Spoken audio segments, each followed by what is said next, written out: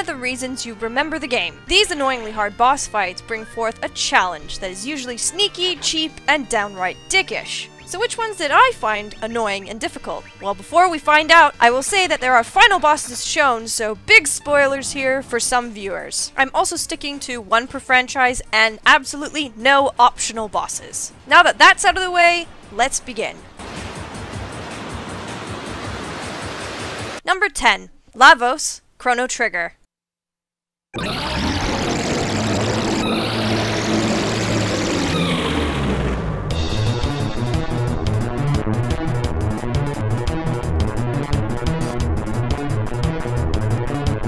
This seems odd, but bear with me. The final form of Lavos, as shown here, has a main body with two little pods beside it. Most gamers up until this point would think, yes, the dude in the middle is the main body, right? All I have to do is kill him, right? Well, no. If you didn't know that the right pod is actually the main part of the boss, you would have wasted your time and spells on the main body. If you really didn't get it when the right pod would deactivate a shield and revive the middle, then it would be a long, tedious fight that would go nowhere. Once you get the trick, however, it's not a very difficult boss. It's just annoying if you don't know it. Number 3. Nega Filgaia, Wild Arms 3. So you've always heard of the famous multi-formed final boss fights in games, right? Well, Wild Arms 3 took it a bit too far. This final boss comes with a whopping 10 different forms, each with its own quirks and tactics to figure out. It ranges from battle rules such as defeat the boss in 6 turns or the battle restarts, to the more ridiculous 8th form that does the following. You must defeat Nega Filgaia to win this battle, but every time you try and shoot it, a spirit servant steps in and blocks the shot. To make matters worse, the left spirit is invulnerable to physical attacks, and the one on the right is impervious to arcana, which is the magic in this game. And to make matters even worse, if both spirit servants are destroyed, Nega Filgaia revives both of them at full HP. It's hard to determine what exactly you should do sometimes, making you really think about the game's battle mechanics, which is kinda cool.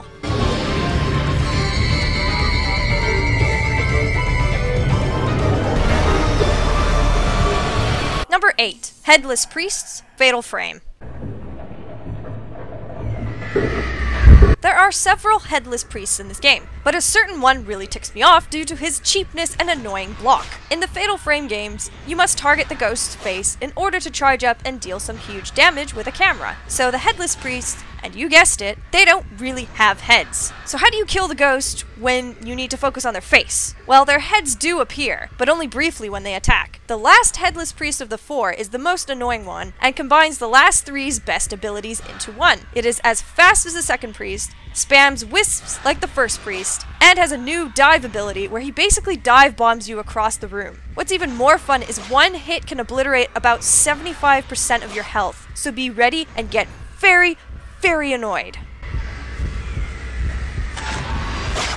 Number 7. Divine Dragon, Legend of Dragoon.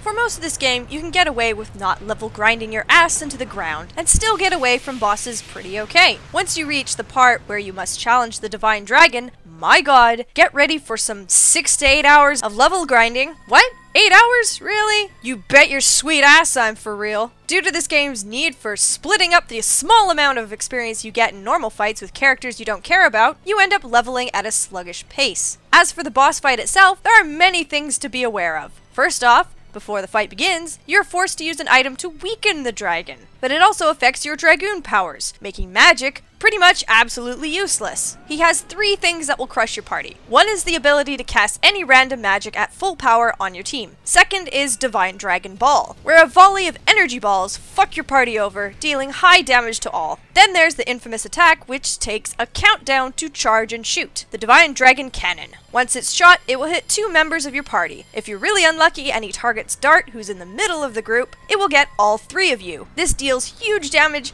and can easily wipe out your party if you don't do the 8 hours of leveling.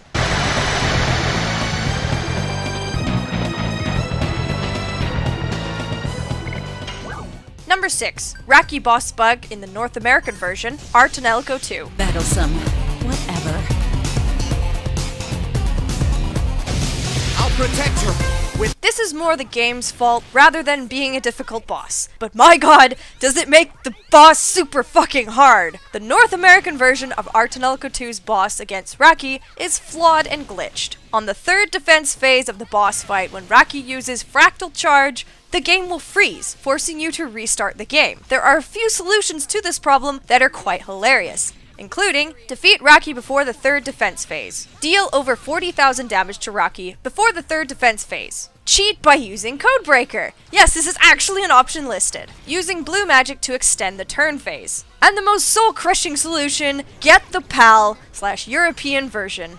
If you can't do any of those, well, I guess you're stuck. I managed to secure the second option by dealing over 40,000 damage, delaying the attack by one more round, but I was a high level due to frustration, which led to level grinding. Still makes for a bitch of a boss fight.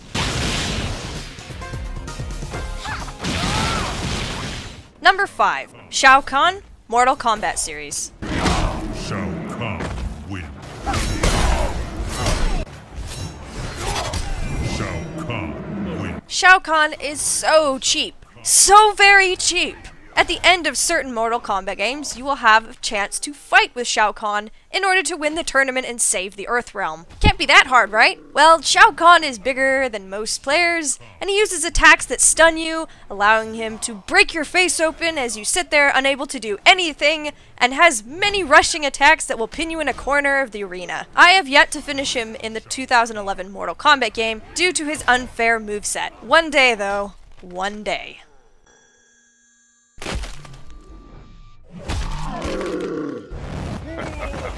Shao Kahn wins. Number 4. Red Rum, Xenogears.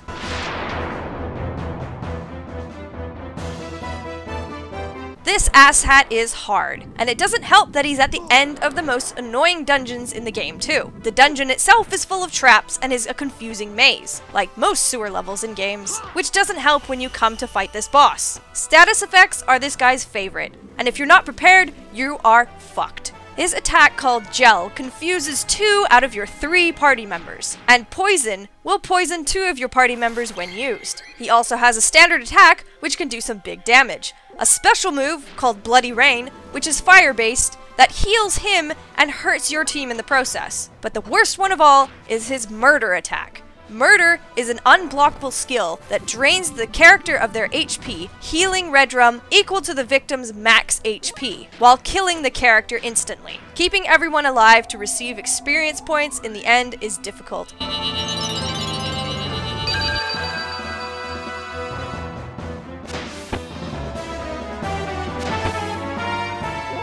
Number 3. Colonel Beck, Digital Devil Saga 2.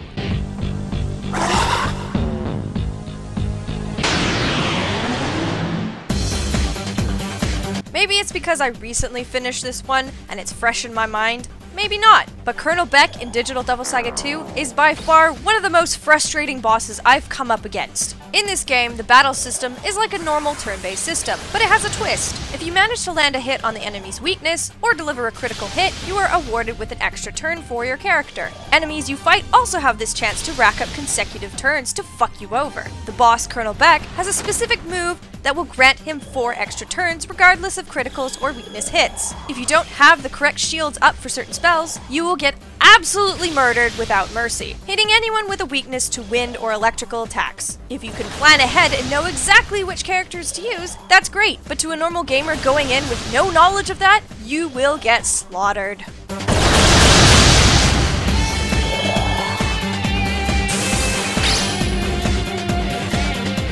Number 2. Dragon Slayer Ornstein and Executioner Smo, Dark Souls.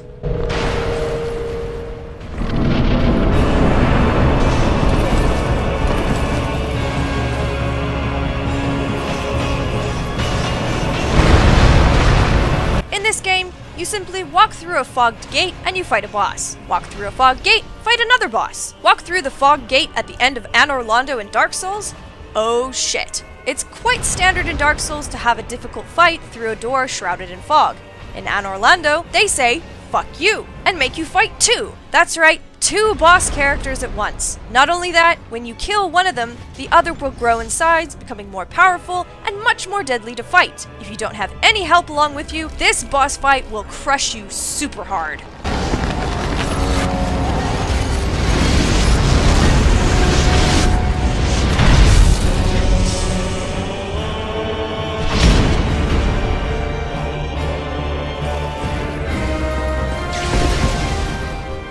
Number 1. Dracula, Castlevania 3.